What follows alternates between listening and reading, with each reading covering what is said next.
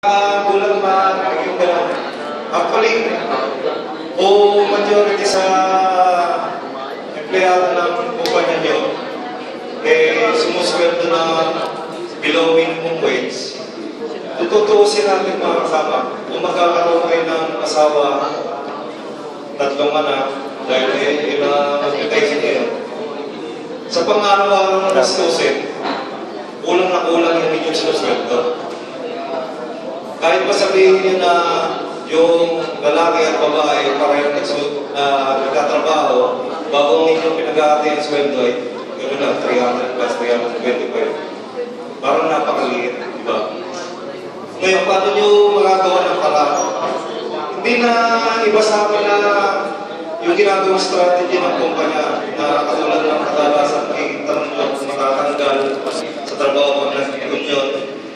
Ngayon, kung gano'n lang talaga nakaroon dito sa Pilipinas na natatanggal yung nag-uunion, hawakan nyo ako, baka may espiritu na lang kayo. Kasi kung gano'n, hindi nyo makikita yung mga presidente at mga opisyalis ng PMA na narito sa harap nyo ngayon. Dapat kami, tanggal na rin. Gano'n din ang sinabi noong management sa amin, katulad ng ginagawa sa inyo. Gumagamit sila ng ibang tao para sirain yung loob nyo. Sabi nga, kasama na ng taga-PPI, pinakamabisa talaga ang strategy ng kumpanya at sabihin sa atin na mawawalan tayo ng trabaho. Kami, nung sinabi sa amin yun, unang kinonsulta din namin, kauna-unang kinonsulta ko sa akin sa asawa ko at saka anak ko. Sa bawat desisyon gagawin ng isang nag-uunod, kailangan isaalang-alang ng pamilya nyo. Siyempre, pag sinabi ng management, mawawala kayo ng trabaho. Paano na ang anak nyo sa mag-aaral? Isa kayo bubuhan ng magbubuhay. Pero paano naman ang gagawin nyo?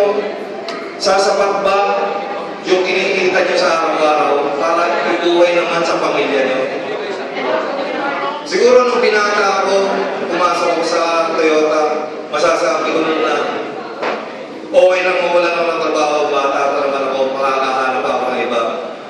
Susugal ako. Ngayon, nagkaroon kayo ng takot, nagkaroon kayo ng asawa, nagkaroon kayo ng mga asawa, ang mga anak at asawa, doon kayo natatakot ngayon dahil meron ng buhay na madadamay sa desisyong gagawin. Pero ito, tatandaan niyo mga kasama, walang unionista na natanggal dahil ng union. Kaya natanggal ang isang empleyado dahil gumawa siya ng kasalanan na labag sa CR ng kumpanya. Hindi ko mo nagtayo ka ng union, tinanggal ka na. ULP yun, susuportahan namin kayo kahit saan tayo magtumo. Natanggal ka dahil may ginawa kang kalokohan. Bibigyan mo yung example yun ni buhay na tunay na pangyayari at ako ang buhay na sastig. Sa isang dealer namin, lalaki, dalawang opisyalis sa POD at sa Mexico. Nasa isang locker room, meron doon trainee. Biniro namin dalawang opisyalis yung trainee. Hinubuhan namin ng pantalon, pero may short siya. Anong ginawa ng management? Kinausap si trainee. Sabi si trainee, kasuhan mo siya, yung dalawa, gagawin ka namin regular. Anong kaso? Acts of lasciviousness. Pangalawa sa rin. Pareho tayong lalaki. Acts of lasciviousness. Yun yung sinasabi ko mga kasama. Hindi dahil opisyal siya ng union, natanggal siya. Dahil mayroong kaso siya. Ngayon, kung sa inyo naman, halimbawa, pumunta kayo sa CR, hindi man yung linya. Sir, CR lang, iihi lang. Inabot ka ng 30 minutes. Sa lalaki nag-yosi sa CR, sa babae nag-retouch. Baka nagpe-pay down makeup. Pagbalik mo ngayon, nakita ng manager, nasabihin doon sa bisor mo, anong oras mo siya? Sir, mga 30 minutes umihi. Ihi, 30 minutes? Tinanggal ka, Lloyd. Kaso Lloyd, correct. Papatungan, tanggal ka. Saan ka natanggal? Dahil unionista ka? Hindi. Umihi ka na mahaba, kaya ka natanggal. So, etong panahon na ito mga kasama, katulad din ng experience namin, hindi nabubuo ang isang union sa isang tulog lang. Nag-file tayo ngayon, kinabukasan ngayon yun na tayo. Walang kumpanya na may gusto na magkaroon ng union. Lahat ng kumpanya ayaw dahil makakati ang kita. Kahit kayo, nagtayo ka ng tindahan mo. Naglagay ka ng tao, humihingi ng increase yung tao mo. Sasabihin mo, hindi, mali pa, kita natin, tsaka ka na humingi ng increase. Ay, kapitilista ka na rin.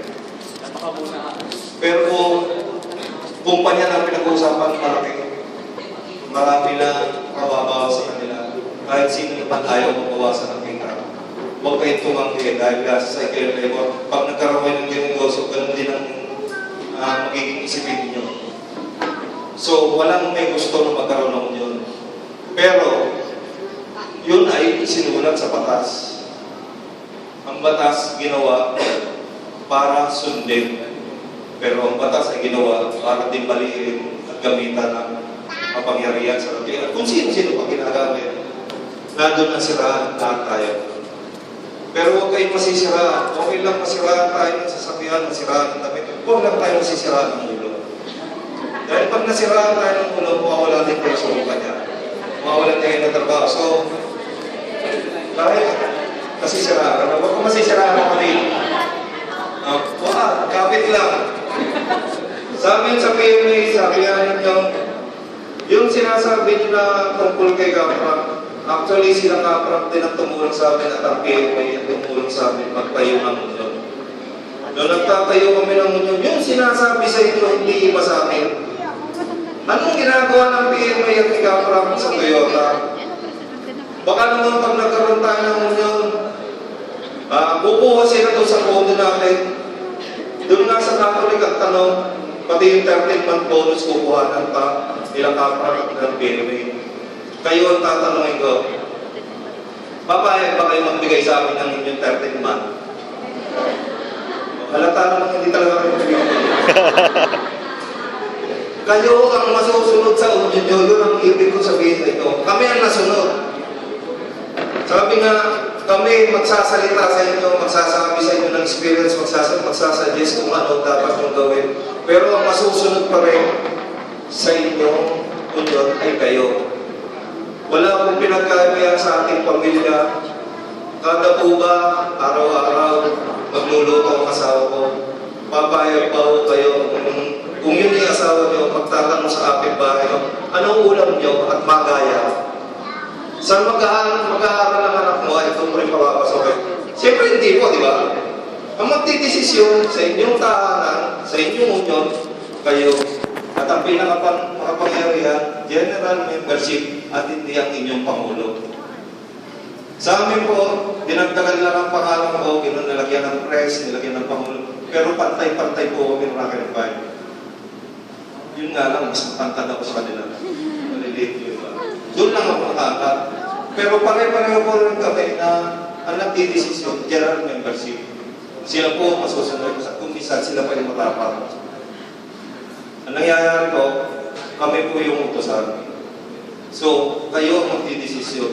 Alam ko na hindi kayo papayag na magbigay sa amin ng pondo. Pero papayag kami na kami tutulong para sa inyo. Wala bang magtatanong kung anong kapalit ng tulong na binibigay namin sa inyo? Wala daw. Ako na magtatanong, ano ba ang kapalit na hihingi namin? Katulad ng sabi nung nakatatanda naming ama, kita naman. Yan pa. Ang tulong na hinihingi namin sa inyo, may pinansyal, may moral, kaya lang hindi nyo sa amin ibabalik. Maghanap kayo ng ibang kumpanya na walang union, at yun ang tayuan nyo ng union. Pag nagawa nyo yun, saludo kami sa inyo. Kung alam mo na kayo, hindi ko nakakamaan. Maraming salamat. Maraming kayo.